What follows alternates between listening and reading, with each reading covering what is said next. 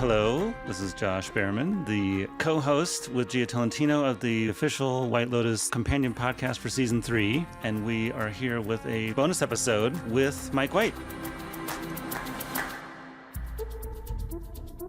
Mike is, of course, the creator of the show, but it's also worth noting that he is the writer and director and executive producer, which is not really common in television. So what's emerged is a TV show that's sort of like auteur film. I've known Mike for a long time. We've worked together, and I think it's not a secret. He doesn't really like to talk about his work that much, but we're going to get a chance to do so and dive in. And so next we have Mike White. Mike, thank you so much for talking to us today.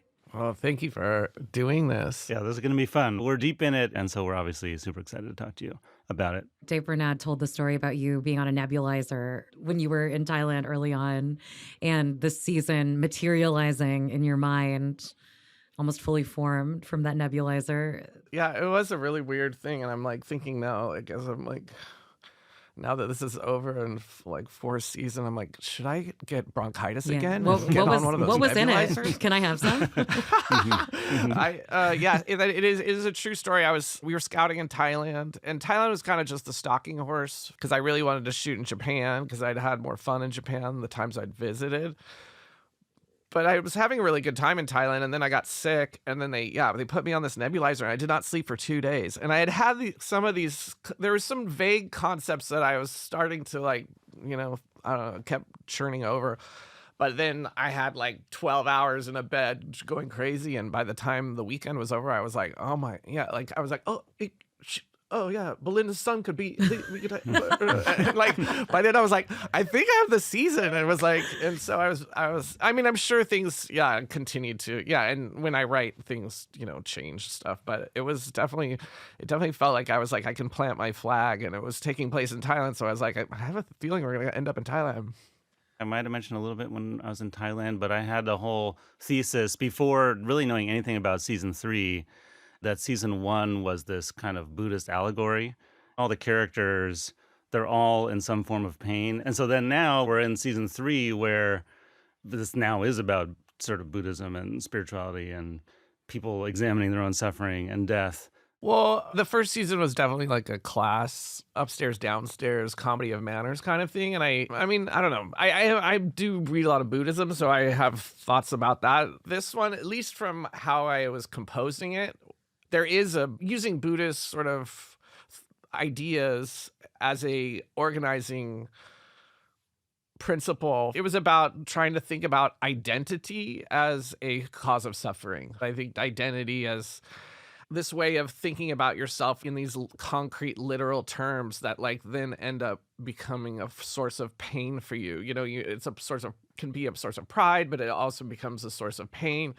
And basically the whole thing is really a kind of dramatic investigation. And this is why the writing is a little different than the other ones. It's obviously there's satirical elements, but there is a kind of Buddhist parable it has a little bit of a parable sort of feel, like the Walton Goggins story. It's a little, it's a little more hard boiled or something than something that I usually write. The main original idea was having 2 guys that were seemingly very different, but having a parallel experience during the week. And one guy who has had so much expectation, has some kind of familial backstory of somebody who always was expected great things. He's kind of like a pillar of the community. He still has the respect and love intact of his family, and then has done this shady thing. And then it realizes it's not only are they going to be poor, but just this idea of this self that he's created. He's going to have to, rip off the mask and see that he's not that person. It's an annihilation of his identity in some deep way, where almost like, why live if you can't be that person? And why maybe everything should let's burn down the entire world instead of having to face this life post this identity. Yeah. And then the Walton character is kind of the inverted, as a guy who was never had anyone want anything for him. Nobody ever really put the spirit of desire of something, you know what I mean? Like what parents often do, which is like give kids something to, at least to just get the approval of a parent and having him feel like he's nothing inside, and how that is this identity as a victim, a perpetual victim that you can tell yourself, and he has good reason, but how that can also be a trap, and how you don't see the love. Now the last episode, he has this person who really loves him, right? And it's like he can't experience the love in the present because he's just so fixated on the lack in himself and the lack of love he had in his past. And then the three women were sort of, it's like those two male stories are very like epic. And I was like, it'd be fun to do something that's a little bit more in the spirit of what we've done in the show before, which is a little more like having these kind of more micro issues with each other and thinking about them in terms of like kind of a one self that's been like cut into three parts, where they come in, they're like having the same kind of like affirming, upbeat female energy of like, you're great and who's your doctor or whatever. And it wasn't really even so much for me about some kind of scathing critique of female friendships. It was really just more how we have these touchstones in our lives and how those people can create suffering for you just by existing, because they went a different way and you went one way. And you always sort of feel like you're defending your choices just by being in presence of someone who you came up with. And that ultimately, I like the idea of Carrie Coon's final speech about how time, like those relationships are, at least for me, where I find a deep meaning in my life. You know what I mean? Just like that, the time to check in with those people and see how life has turned out for them, and then I'm living my life, and it feels deep. You know what I mean? It's like they're not always the deepest friendships, but there's something deep about reconnecting with those people, and how everybody has their own religion, but there's something inarguable about how time creates meaning in a show that's exploring religion and God or whatever. I felt like that was an interesting or something meaningful to me to want to express. And then, it's like you realize that the show's pleasures come a little bit from these very sort of relatable or identifiable types, like people who go on vacation, you know what I mean? A family that goes on a vacation, or a honeymoon, or three friends, so like it was like I was trying to like, what is a new version that isn't the same, like a slightly different family? But yeah, part of me also feels like, and it's the reason why the first episode is called Same Spirits, New Forms, that like in a way there's an attempt, whether I'm successful or not, to like deepen what's come before, or like continue to use certain tropes where the show feels like it's a conversation with itself in some way. And I actually feel like the discourse or whatever, all the like buzz around it has like brought more people to the show, and then they come to the show and they're like, what the hell is this? Or like whatever the pacing and the vibe and like what it's doing, it definitely gets under their skin in some way. And like there was complaining about how there's no plot, and that part I find weird because it never had a like it's never been. It's like part of me is just like, bro, this is the vibe. Like I'm world building.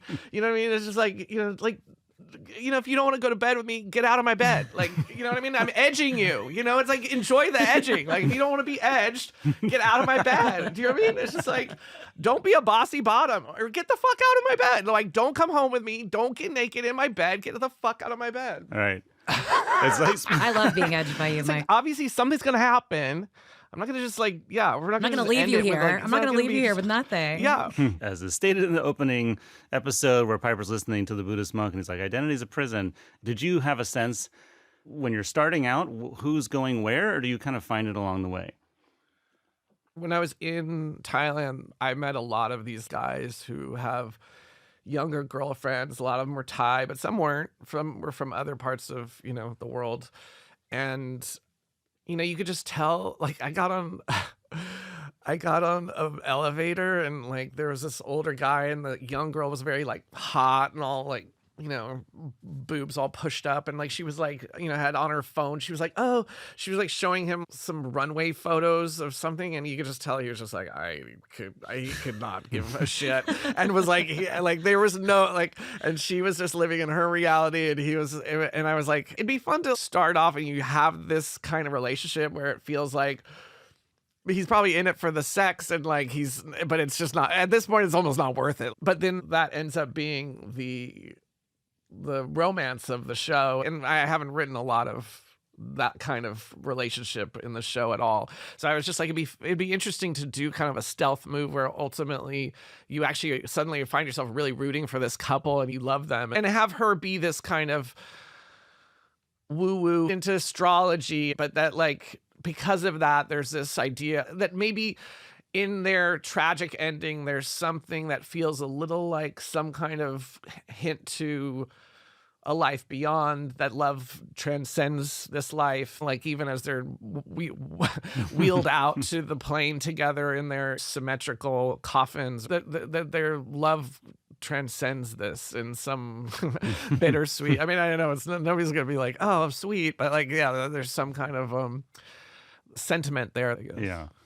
I think we talked about how she calls it earlier on. She's like, I'll follow you. If it doesn't work now, I'll follow you in the next life and the next life. And And so like, I like the idea of giving her a lot of kind of prattle that seems like nonsense, but that ultimately you're like, oh, maybe, and at the end she talks about the groups working to this divine goal. So like, whether I believe all that, it's nice to have a voice of that, because she has this deep sense of belief and amor fati, and that like things happen for a reason, that maybe somehow that takes off the edge of the sadness of her death in some way, because it feels like she has some kind of, I don't know, higher power to what happens next.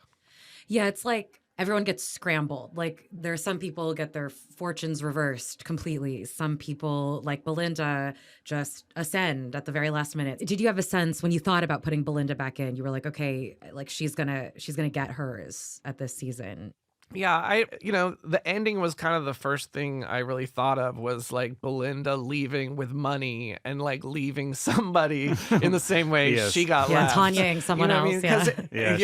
Just because there was some criticism, again, like she was the black character, she was the dutiful put upon worker, and then she got this very sad ending where she's like consigned to work there forever while everybody's riding off into the sunset. And some people thought that was accurate, some people thought that was too depressing or whatever. It was just whatever. Like there was a lot of conversation about that part of it, and I loved working with Natasha, and I was just thinking like, well, what, like obviously it was sad to kill Tanya, and I was like, what could be something happy that comes out of it? But like, it's easy to be virtuous and have certain kinds of ideals when you have no money and don't have to, really put your money where your mouth is. You know what I mean? It's like, it's one thing to be like, oh yeah, like I'm going to do this, spa for women who have like whatever her sort of fantasy thing was, but she needs someone to bankroll it. You know what I mean? And it's like, then you've got the money,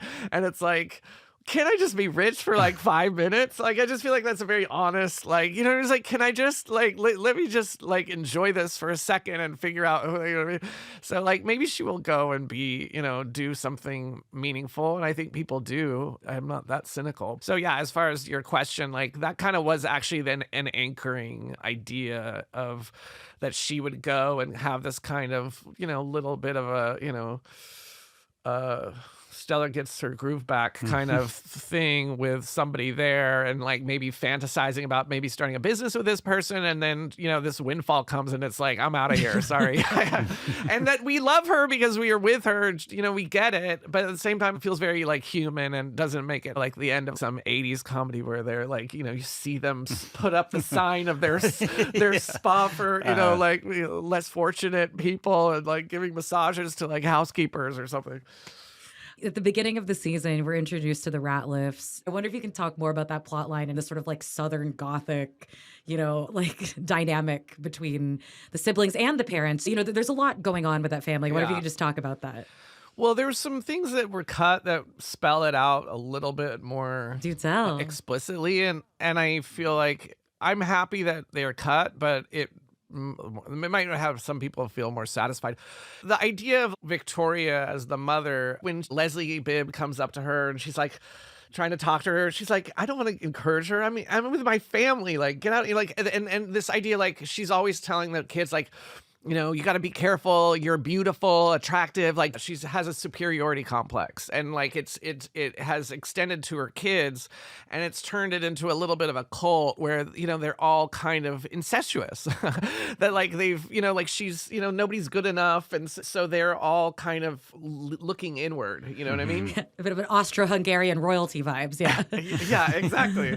And then as far as Saxon and Piper, I was trying to think about The Last Family and how it began with Sydney Sweeney's character being like, we don't want you in here, and the kid has to go sleep on the beach because like he's this kind of like, you know, reject, and I was like, what could it be, something that feels like it's like a play on that, which is like they all want him in his room. Do you know what I mean? Like right. And I was like, oh, that's a kind of an interesting idea, which is like one kid is sort of like this carnal, not only just exists that way, but actually has a philosophy around it, which is like you want to get pussy, like the pleasures of life are very basic, and like, you know, and that like life is about wanting things and getting them. And if you can get them, then you're going to be happy. You know what I mean? And then a lot of times people who retreat from life are just afraid that they're not going to be able to get the things they want, or they say they don't actually want the things they want. And like Buddhism is like, you know, to me is a whole religion about it, that, which is renounce things, because wanting things is suffering. And so it's just two different arguments. You know, somebody who's like, I want to retreat to the monastery, not have any desires, and that's going to be the better way to live this life. And then another one who's calling them on and saying, you're just afraid to have sex, you're afraid to do this, you're afraid to you know, like, don't run away from life. And that they both, brother and sister, are kind of like two different voices in his ear, and he wants to give them both what they want. So he wants to go to the monastery with his sister, and he's going to run away from the world with his sister, and then with his brother he's going to go to the parties and have sex. The idea was it's a Frankenstein's monster, which is like all you care about is sex and getting off. And so the brother is like, okay, I'll get you off. And then you're like, what?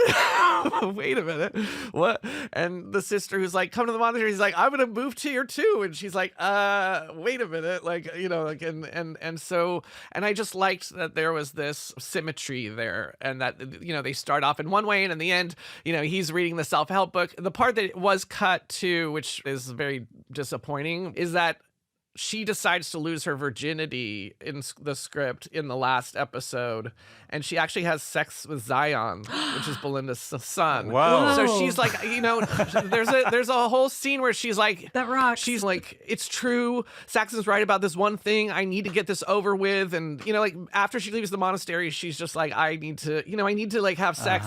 And like she's scoping the restaurant, you know, but like it was just like one of these things where it was like, it just felt just again in that, you know, it's an hour and a half already, and it would have added like 10 minutes to the thing. And it had a little bit of a romantic rom-com vibe in the middle of, like, you know, trying to kill the family with the pong fruits. And it was just like, it just felt like I was trying to do too much, you know, narratively. Death smoothie and rom-com, like in the same 15. Yeah. You can tell though, like after she comes back, she stops dressing like Wendy from Peter Pan and like puts on like a, you know, so exactly. And So when she comes in, it's like there's a piece of that conversation that was cut because it doesn't make sense anymore. And he's like, you look different. And she's like, what book are you reading? I mean, like, there's a scene in the thing. So, and she has her hair down, and she's, so it's like at the end when they're on the boat, it's like she's just thinking about, you know, how she got, you know, nicely fucked or whatever, and he's like reading his self-help book, and it's like, this kind of reversal. It's funny too hearing you talk about it, right? It's like Lachlan, he's, you know, these siblings have this idea of how the world should be approached, and Lachlan's like, I'm gonna go 200 times as hard on it as you have, and both Saxon and Piper are like, oh, actually, no, like both of them immediately like, oh, they withdraw. It's like he's the stress test for their ideology, and both crumble instantly. It's like, actually, don't jack me off. Actually, don't move to the monastery. I'm good. We're good. Yeah. I wanted to ask about Moo and Guy Talk, who go from, you know, having this unbelievable sort of quiet intimacy and fondness, and they've known each other since they were kids, and, you know, you're really rooting for them. And then as their storyline develops, you're like, Mook's like, unless I see you kill someone, I will not even go to dinner with you.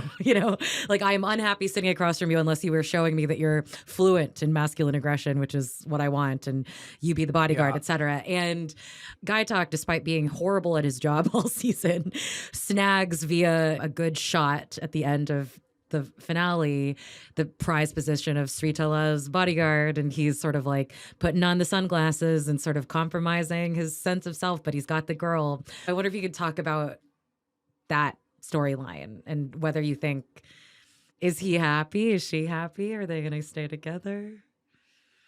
I think they are happy. You do? Yeah. I mean, I think that like I like the idea that it's about a guy who really believes, has a real deep philosophical agreement with the Buddhist doctrine of nonviolence, and yet he's this guard. I sat and I met a couple guards at the Four Seasons and talked to them, and it's not a job where there's a lot of like ruffians who come in and like they have to like take them down. It's more just being helpful, and so I was just thinking that would be interesting to have a guy who, he's a true Buddhist and he's nonviolent, but he likes this girl, and that like ultimately for him to get the girl and get the job is to like be a killer, and the happy ending is on the backs of like, we know he killed a guy that we love and like that he went against his morals, and it's like something that feels very human, which is in order to get ahead, you have to, this is obviously an extreme version of it, but you have to like suck up your idealism and step up and I don't know, like push yourself to the front of the line or push someone, down the stairs or whatever it is. I think we were wondering is Mook happy, and Guy Talk sort of never really can forgive himself, right, for what he's done. Like I think at the end, I think he's. I mean, my feeling is like it was worth it. Yeah. I mean, he wanted that job. It's like he looks cool in his little. He looks cool. He's got the girl, but that like something was lost. But like the way it plays, he's definitely happy with her. This is what he wanted. He did want that job, and now he has the job, and we just know that he sacrificed something that was his moralism in some way that he can't go back. I have a question about Frank, his monologue. Where did that come from? I mean, I remember, I won't name names, but like I went to Japan with this guy who like an actor who's straight, and he was obsessed with Asian girls. And he was just like, like we got there and it was like, it was just he had this thing, and it was like, and it was interesting to just witness it. And it was like, what is it that like is so powerful, and where is this coming from? And then I'm trying to think of my own, like where does desire come from? And like this feeling that there's something that container holds that feels like lacking in you, or something that you feel like you need to commune with that thing to hopefully through some kind of osmosis or some kind of catharsis get it.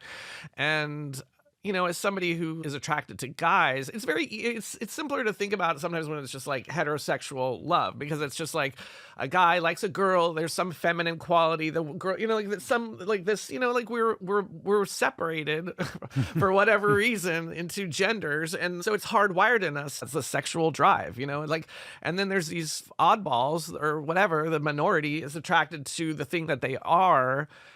And as somebody who like has had those feelings and he's just like, what is this desire? Like, I am this, like, what am I missing that I feel like I need to get that? And so that's always been something that's been of interest to me. Like when I have sex with someone who's young and beautiful, I realize it doesn't wear off on me. Like I walk away and they're still young and beautiful and I'm just me still, you know what I mean? And so it's like it can never be satiated. Do you know what I mean? Like whatever this thing is, you know what I mean? And it's different for each person what that thing is.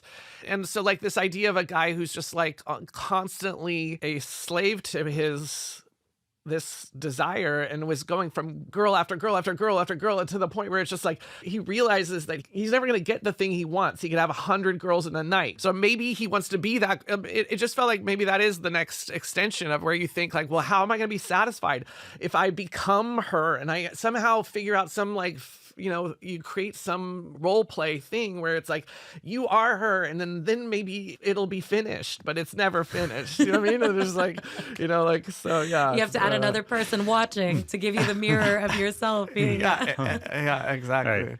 I'm wondering if there's stuff you can tell us that viewers wouldn't know, like things that came together last minute or things that didn't happen the way you originally planned that people might not know about yet, but would want to know. There was a lot of stuff that got lost, cut. Yeah, there was a lot more shaping in the editorial than I'm used to, because I usually just are trying to make work what I have, because that's all we shot.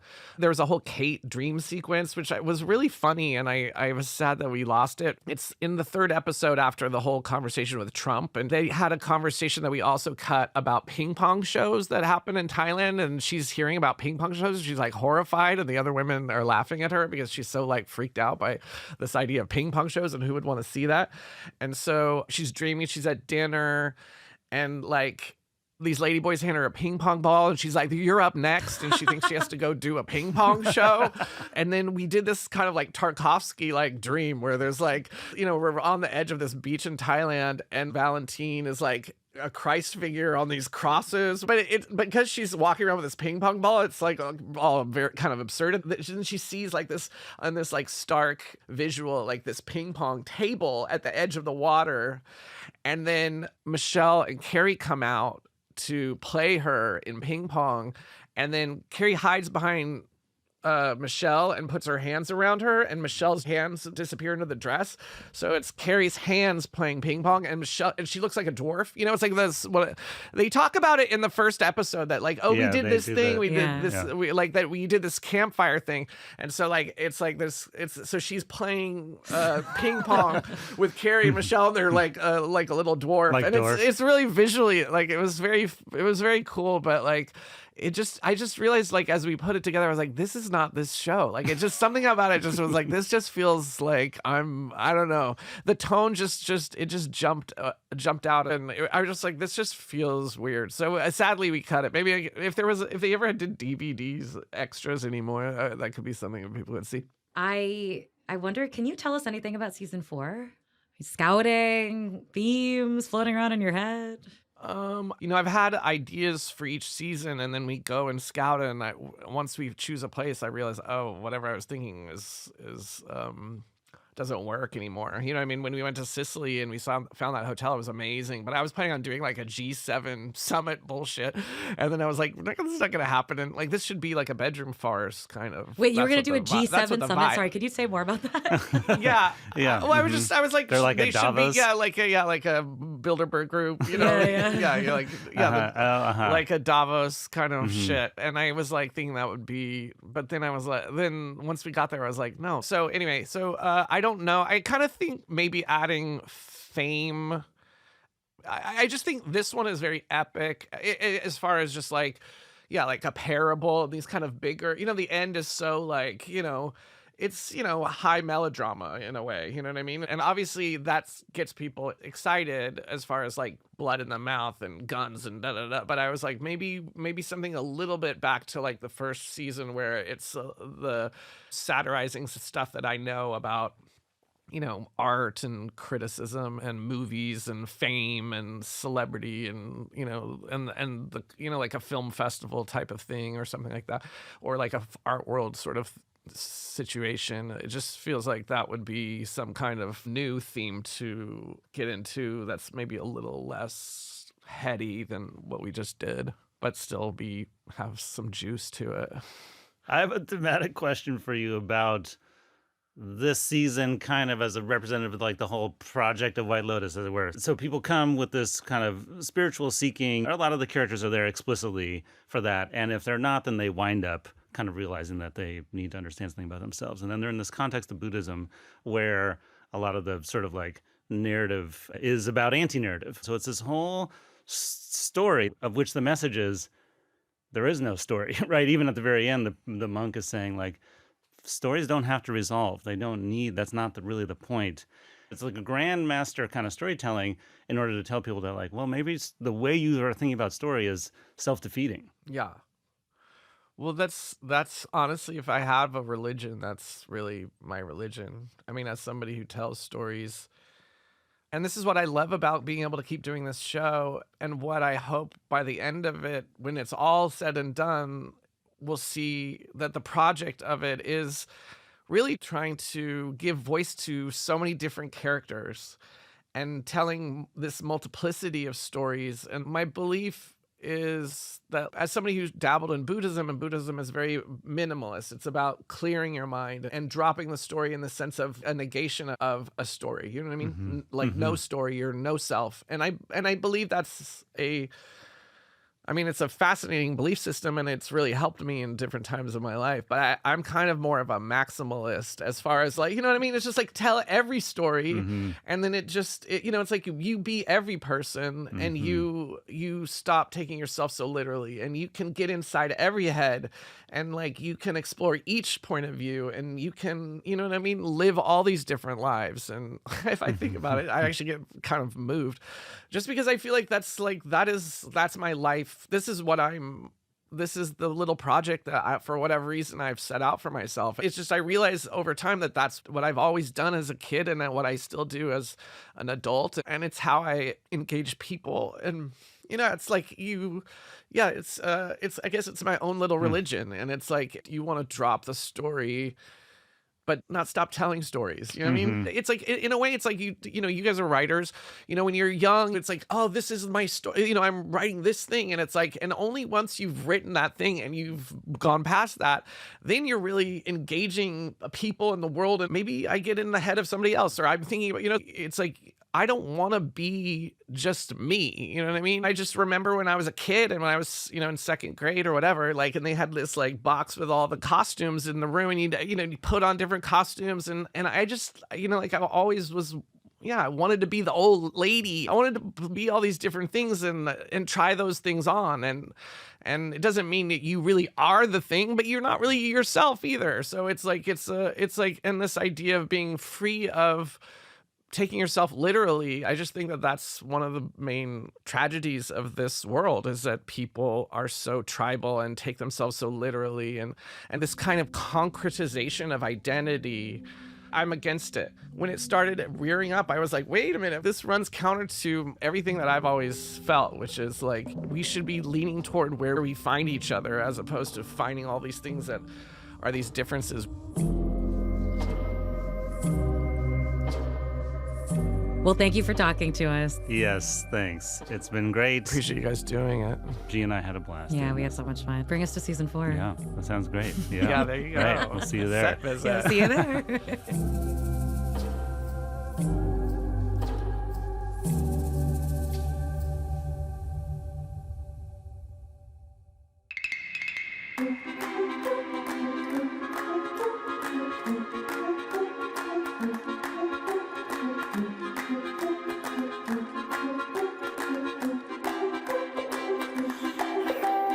The White Lotus podcast is a production of HBO and Campside Media.